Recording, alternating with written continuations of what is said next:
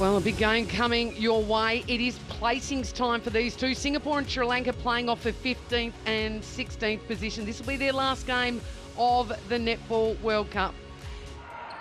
But good work there from Shahal just to regain possession, steady herself. Does it land? Does it land?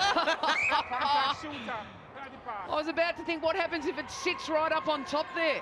Little knock of the post. One of the rarities to see that in the game. The ball lands now with Sri Lanka. Nyaki, just patience. Have a look. 1, 2, 3, 4, and then not quite in. Look at that space. Algama was there.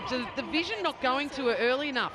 Maybe just some real discipline to work to the circle edge. Quick offload from Elwes. She's been good this tournament. Well, they made Sri Lanka work. The rebound, Lim in front. No, it was Monogram, my apologies, in front. And the pressure and the work rate, should I say, has paid off for Singapore. I was about to say, that fantastic effort from Singapore defensive circle. What a partnership. Oh! Target obstruction, wing defense. Oh, gee, and then the little tip from the Sri Lankan midcourt. So the opportunity goes astray for Singapore. They'll have to defend hard here again. Sri Lanka need to steady. You definitely tell the intensity is lifted from this Singapore defensive unit all across the court.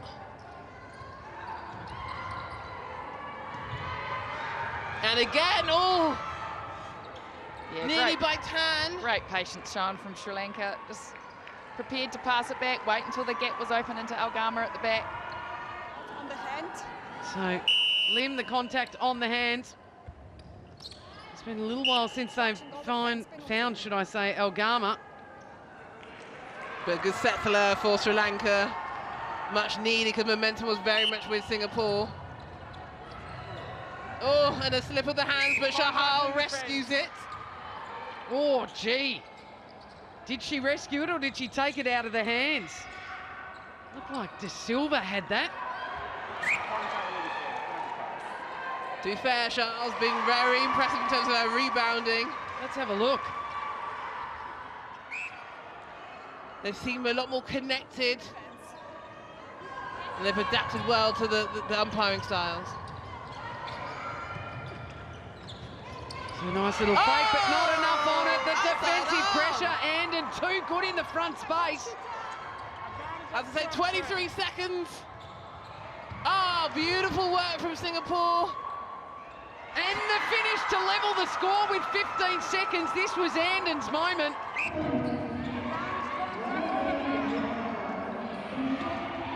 And again, Singapore really deconstructing this Sri Lankan attack. Great pressure from core around the circle edge. Those are hard to get when you're at wing D. These are the crumbs that they need to secure and capitalise down the other end. You just, as I say, you just feel like the Sri Lankan defence across the court. You'll see the replay here. Great work there by Kaur.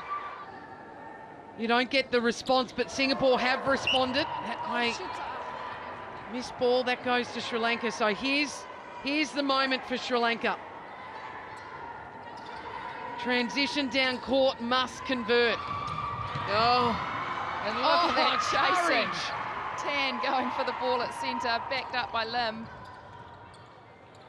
So just playing with more energy and passion at the moment, Singapore. as I say, I think Sri Lanka look like they've run out of a bit of puff at the moment.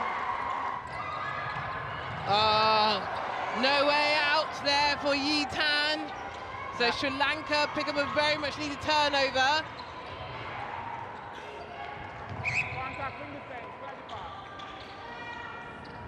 5 minutes will make all the difference. And again, just a little bit of ill discipline here from Singapore, currently sitting on 66 penalties compared to Sri Lanka's 45, but a nice little offload to Algama keeps them in reach on the scoreboard. Well, they can score quickly, can't they, Sri Lanka, if they get that one into Algama. That should be the plan.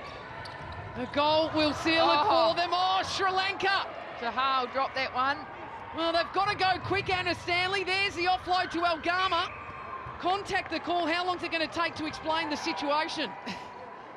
Yeah, look at Pereira. She's wanting the ball. She went and got it herself. She knows that there's only 50 seconds left. So 2 goals the difference. Sri Lanka's centre pass. Well, here they go. If we draw, we go into extra time. Singapore, desperation. 40 seconds.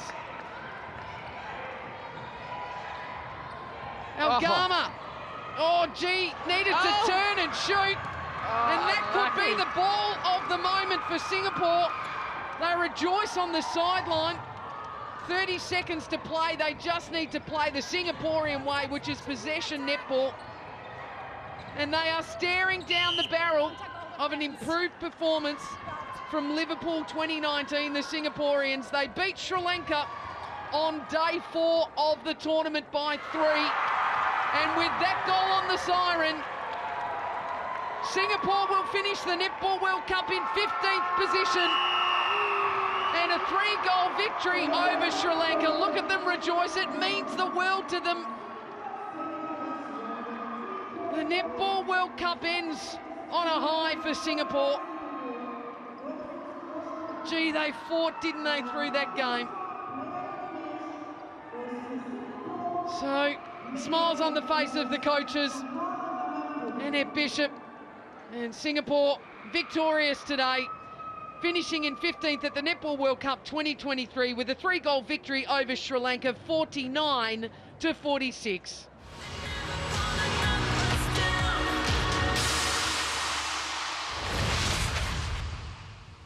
It is then the Gems of Zimbabwe up against Barbados Bajan Gems, the battle for 13th and 14th in the world.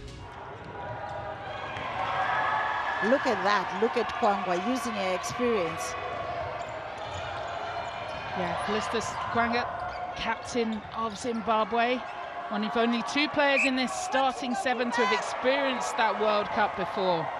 Kadeen has been playing more of the role of a goal shooter wearing a goal attack bib. So the ball comes down, she goes in the circle, black man comes out. Yes, it's a strategy that normally shooters use at times, but you can tell that her legs in the first quarter here, she's tired. And so it's going to be the will of the team that can sustain four quarters. It's going to be interesting to see. I see Barbados Zimbabwe with a lead, and it's tough out there. Kadeen Corbin has 180 goals to Latonya Blackman's 115. But there are other teammates, and hence why we see passes like those going outside. Got a bit static for both sides, and just throwing that ball that we know they've done throughout this tournament as well. And she's back up on her feet too. There's recovery for you. She was sliding all the way into the next World Cup, but she gets back up. Kadeen Corbin starts the move, and she finishes it. Brilliant from Barbados. Absolutely, and that's save from Sasha Corbin. Yeah, Barbados showing a bit more around that circle. Little smile and a shrug off from Sasha Corbin. At wing attack into Kadeen Corbin. Boom.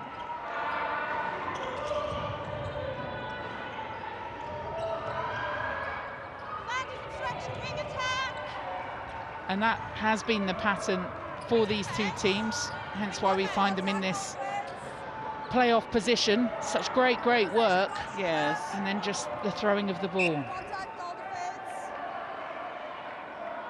Okay, we have some coaching in the stands.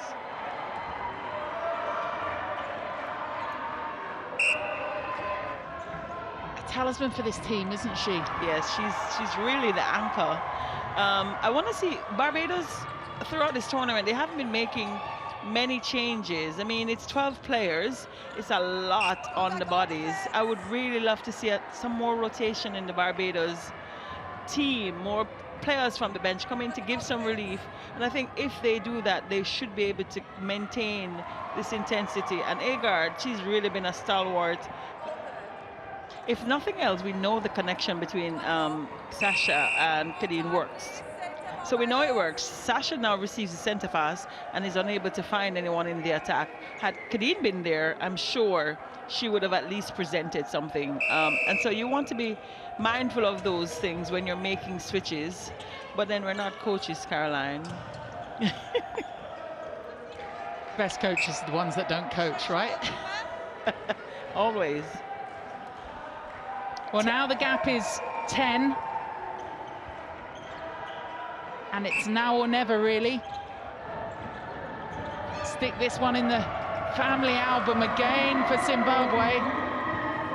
Fantastic turn. And all those turns, the intercepts, we saw them get throughout this tournament. Now they're being rewarded. Blackman has this connection and chemistry with Kadeen. Advantage offside with defence, advantage obstruction with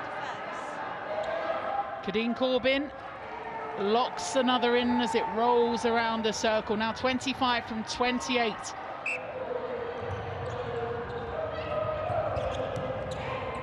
The final 3 minutes, which could be last few moments on a court at this level for many of these players.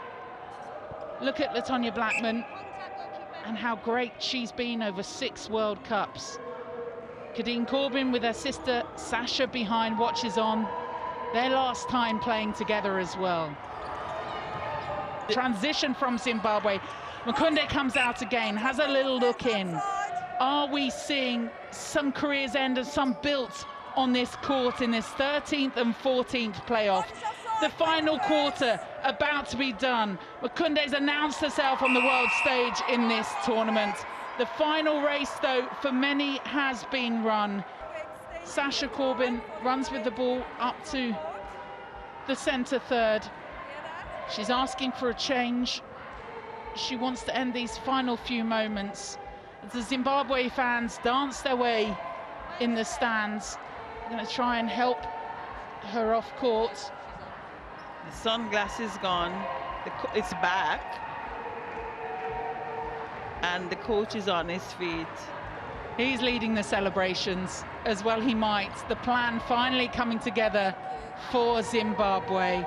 Sasha Corbin has a little look down as Stout walks off. One more centre pass, one last move. She asked for it to be swung all the way up to her sister, but the whistle calls time on Sasha Corbin's career. It may call time on the careers of many other players, but for Zimbabwe, you get the feeling this is just the beginning. They dip for the line, the final race run for some. Zimbabwe, though, dancing all the way to that 13th place.